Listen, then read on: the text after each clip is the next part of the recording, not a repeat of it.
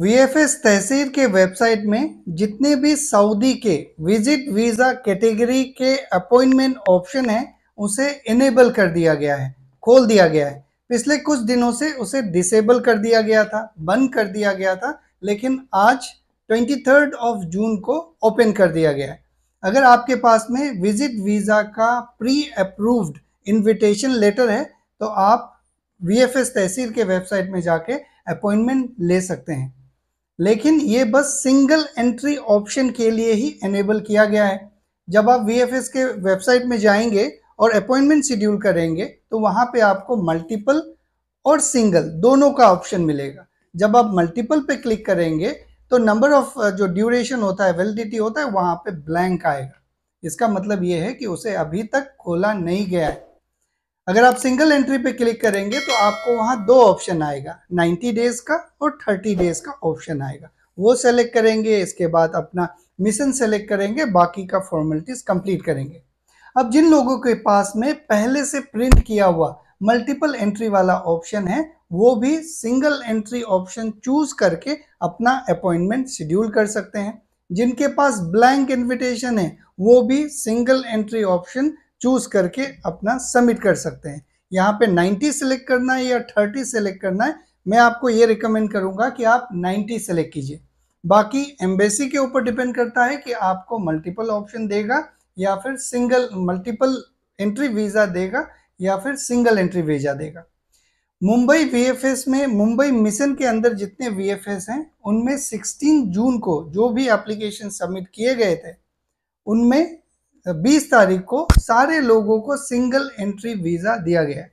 लेकिन वही जो दिल्ली मिशन के अंदर जितने भी वीएफएस हैं, जैसे कि दिल्ली, लखनऊ, पटना, कोलकाता, ये 4 वीएफएस हैं, उनमें जितने एप्लीकेशन सबमिट किए गए थे उनका अभी तक वीजा इशू नहीं हुआ है, अंडर प्रोसेस है।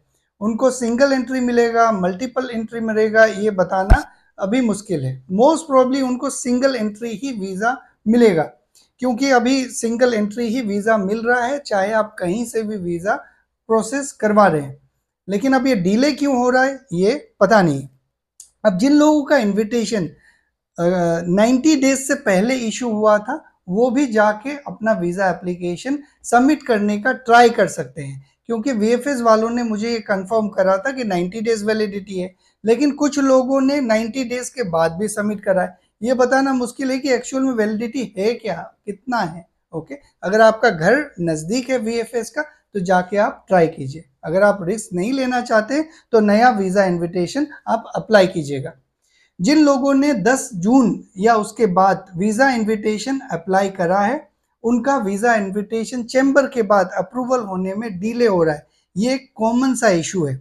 अगर आप चाहें तो वेट कीजिए, नहीं तो आप दोबारा से भी अप्लाई कर सकते हैं, लेकिन मैं आपको यही रिकमेंड करूंगा कि आप वेट कीजिए, क्योंकि ये एक कॉमन इशू है, आपका ही इशू नहीं है।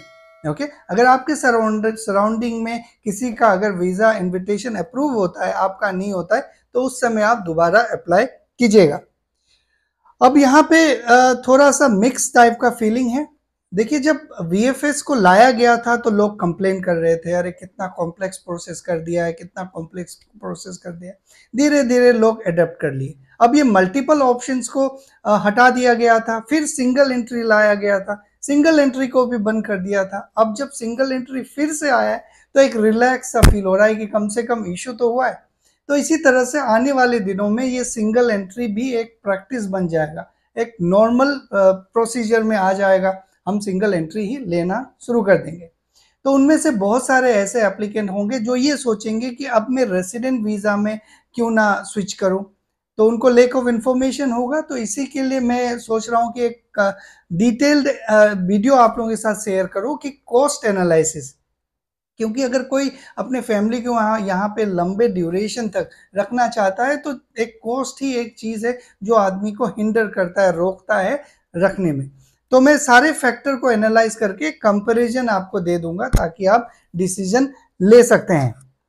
अब मैं और एक चीज़ पे काम कर रहा था कि ये 14 कंट्रीज को ही क्यों मल्टीपल एंट्री लेने के लिए बंद करा है। मैं सोचा आप लोगों के साथ एक डिटेल वीडियो शेयर करूं, लेकिन अभी उसका कंटेंट कंप्लीट नहीं हुआ है, उसका एक हाईलाइट आपको दे देता हूं।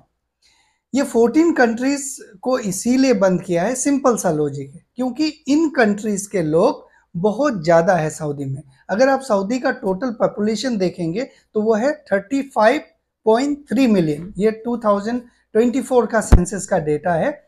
35.3 मिलियन इनका अप्रोक्सीमेटली पॉपुलेशन है, जिनमें से अराउंड 56% जो पॉपुलेशन है वो यहाँ के नागरिक हैं, सिटीजन हैं, और जो 44% जो अराउंड 44% जो नागरिक हैं, जो लोग हैं, वो है बाहर देश वाले।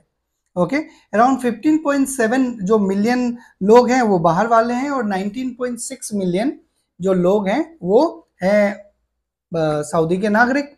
ओके, उनमें से जो 15.7 मिलियन लोग हैं उसमें से अगर आप देखेंगे तो ये कुछ 7-8 कंट्री ऐसा है जिनके लगभग 8 से 9 मिलियन लोग हैं, है ना, जिसमें जो 14 कंट्रीज अगर बात करेंगे तो वो 9 कंट्री भी उसमें शामिल है।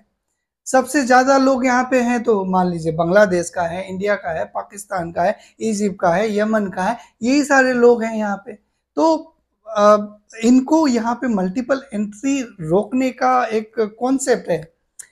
ये कॉन्सेप्ट अगर मैं आपको समझाना चाहूँ तो इस हिसाब से समझा सकता हूँ। इनका एक विजन है 2030। उस समय तक बहुत सारे एक्टिविटी है जो इनको क्लियर करने हैं, और ये एक्टिविटीज तभी होंगे, रेनोन्ड होंगे, पॉलिश होंगे, प्रीमियम होंगे, जब इलीगल रेसिडेंट यहाँ पे कम होंगे। इलीगल रेसिडेंट मतलब जो जिनके पास वैलिड इकामा नहीं है, कुछ क्राइम करके बैठे हुए हैं, जिसका वीज़ा एक्सपायर हो गया है, ओवर स्टे हो गया है, ये सारे इलीगली यहाँ पे रह रहे हैं। तो जब तक उनको कम नहीं करेंगे तो बाकी एक्टिविटी प्रीमियम मोड में नहीं जाएगा। अभी आपने हाल फिलहाल में ये भी सुना होगा कि जितने भी लोग हरूप में हैं सऊदी के अंदर, उनको फ्री का ऑप्शन दिया गया है कि भाई आप अपना रेसिडेंसी चेंज कर लो, ओके, दूसरे कंपनी में या तो ट्रांसफर ले लो या तो अपने देश वापस ले लो। ये सारे कुछ कॉन्सेप्ट हैं जो मैं आपको आने वाले कुछ एक वीडियो में एक्सप्लेन करके बताऊंगा कि आखिर कारण क्या है, क्या विजन है, क्या मल्टीपल एंट्री, उसका टॉपिक यही होगा, क्या मल्टीपल एंट्री वीज़ा फिर से ऑन हो सकता है या नहीं हो सकता है। अगर नहीं हो सकता है तो क्या क्या उसके सराउंडिंग्स हैं, वो सारी बातें मैं आपको बताऊंगा। तो फिलहाल आज के वीडियो में बस इतना ही। अगर आपको अपॉइंटमेंट शेड्यूल करना है तो शेड्यूल कर लीजिए। ऐसा भी हो सकता है कि आज 23 जून है, रात का टाइम है, कल 24 है, 24 को फिर से सिस्टम अपडेट हो जाए और बंद हो जाए, है ना। तो आप ये नहीं बोल सकते कि भाई मैं गलत बोल रहा हूँ, सिस्टम फ्लक्चुएट कर रहा है, बस मैं इंस्टेंट अपडेट आप लोगों के साथ शेयर कर रहा हूँ। आज के इस वीडियो में बस इतना ही।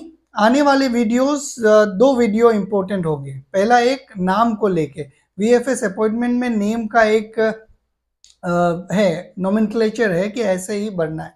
दूसरा एक डॉक्यूमेंट ऐड किया गया है एनओसी के लिए, जो नॉन ऑब्जेक्शनल सर्टिफिकेट जो है माइनर के लिए, उसको भी एक्सप्लेन करूंगा। ये 2 वीडियो आप एक्सपेक्ट कर सकते हैं। तीसरा जो एनालिसिस जो मैंने आपको बताया, आप थोड़ा सा हिंट दिया है, वो एक डिटेल आप लोगों के साथ शेयर करूंगा। थैंक यू वेरी मच, अपना ख्याल रखिए।